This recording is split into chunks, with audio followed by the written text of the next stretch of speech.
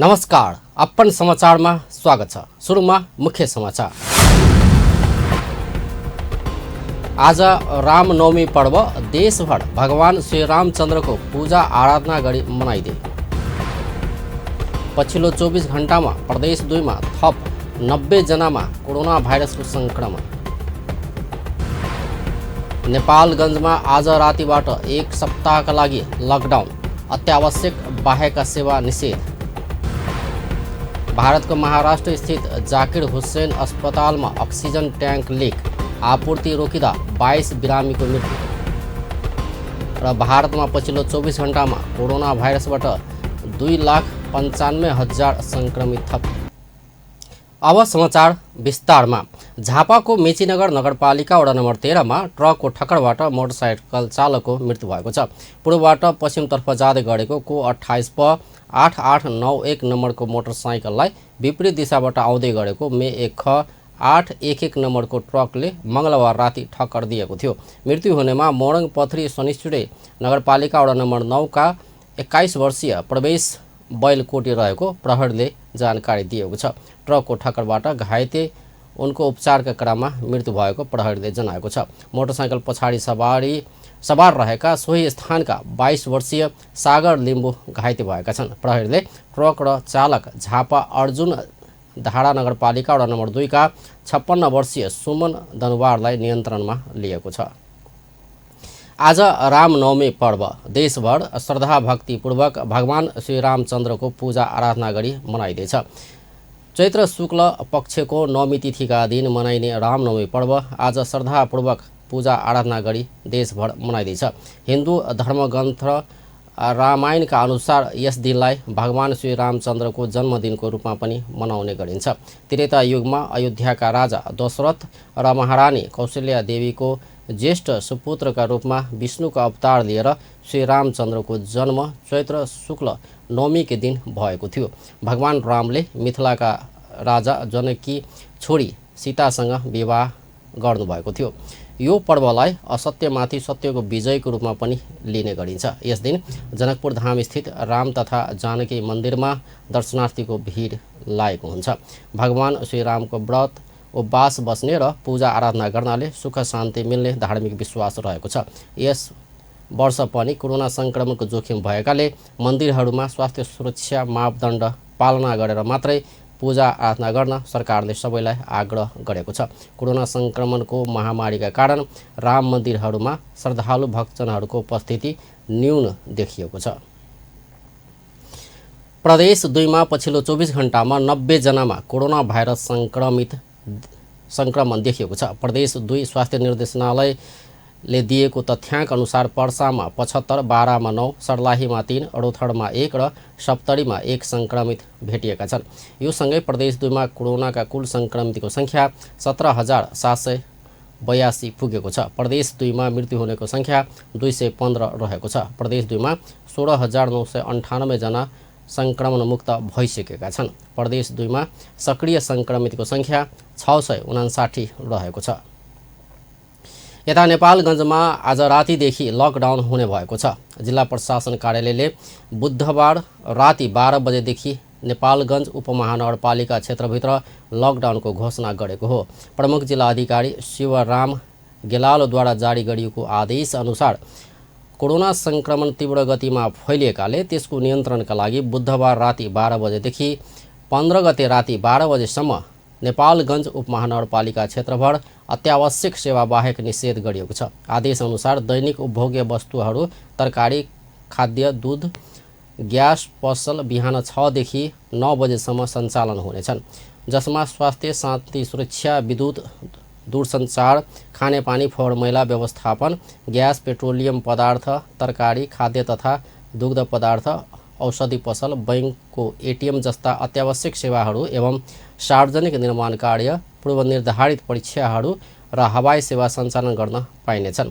अत्यावश्यक सेवा र त्यसका लागि प्रयोग हुने सवारी साधन बाहेक अन्य सबै प्रकारका सेवा, बैंक तथा वित्तीय संस्था समेत सवारी साधन, पसल, व्यवसाय सञ्चालन र अत्यावश्यक काम बाहेकको हिडडुल गर्न समेत निषेध गरिएको छ। सर्वोच्च अदालतका नवनियुक्त न्यायाधीशहरू नहकुल सुवेदी र कुमार चुडालले पद तथा गोपनीयताको शपथ लिनुभएको छ। बुधबार सर्वोच्च अदालतमा प्रधान न्यायाधीश चौलेन्द्र शमशेर जबडाले नवनियुक्त न्यायाधीशहरू सुवेदी र चुडाललाई पद तथा गोपनीयताको शपथ गराउनु भएको हो। न्यायाधीश द्वयले नेपाली जनता र संविधान तथा अन्य कानुनप्रति पूर्ण निष्ठावान रही सर्वोच्च अदालतको न्यायाधीश पदको जिम्मेवारी न्यायपालिकाको संस्था र मर्यादा विपरीत नहुने गरी इमान्दारपूर्वक पालना गर्ने भनी ईश्वरको नाममा शपथ लिनुभएको छ। न्याय परिषदद्वारा प्रस्तावित दुवैजनाको नाम संसदीय सुनवाई समितिले गत शुक्रबार अनुमोदन गरेपछि राष्ट्रपति विद्यादेवी भण्डारीले न्यायाधीश पदमा नियुक्त गर्नुभएको थियो।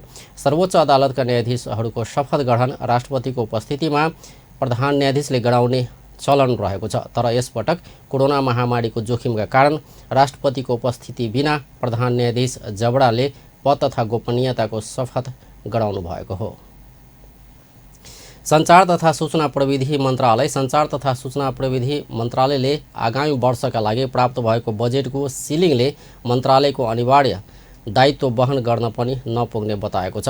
प्रतिनिधि सभाको अर्थ समितिको बुधबारको बैठकमा सञ्चार तथा सूचना प्रविधि मन्त्रालयको बजेट सम्बन्धमा भएको छलफलमा मन्त्रालयका सचिव हरिप्रसाद बस्यालले अर्थ मन्त्रालयबाट 7 अर्ब 28 करोड 51 लाख रुपैयाँको बजेट सिलिङ प्राप्त भएको, तर मन्त्रालयको चालु खर्च 8 अर्ब 29 करोड 10 लाख रुपैयाँ रहेको बताउनु भयो। त्यस्तै पुँजीगत खर्च 1 अर्ब 84 करोड 14 लाख रुपैयाँ बराबर हुने पनि बताउनु भयो। त्यस्तै यसपटक पनि प्राप्त हुने सबै बजेट अनिवार्य दायित्वका लागि खर्च गर्नुपर्ने देखिएको उहाँले बताउनु भयो।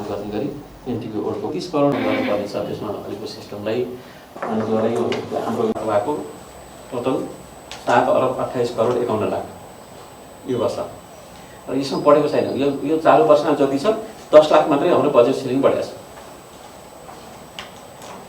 यो अहिलेको अनगोइङ वर्ष जति छ त्यो आउने वर्ष पनि जम्मा 10 लाख मात्रै बढेको अवस्था छ। त्यसमध्ये हाम्रो मन्त्रालयमा 1 अर्ब 84 करोड। हुलाक सेवालाई प्रभावकारी बनाउन मन्त्रालयले प्राधिकरण मोडलमा जाने गरी विधेयक तयार गरी मन्त्री परिषदमा पठाइसकेको छ। त्यस्तै मन्त्रालयले सिक्युरिटी प्रिन्टिङ प्रेसको ठेकाको प्रक्रियालाई पुरा गरिसकेको पनि सचिव बस्यालले जानकारी दिनुभएको छ।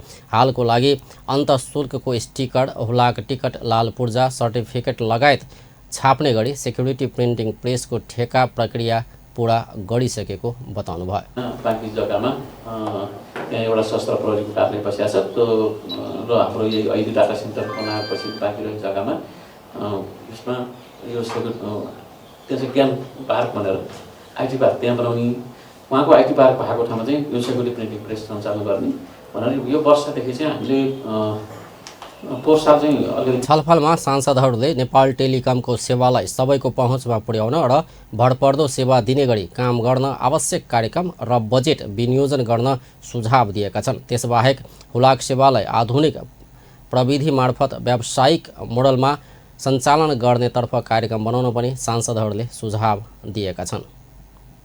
अब अन्तर्राष्ट्रिय समाचार।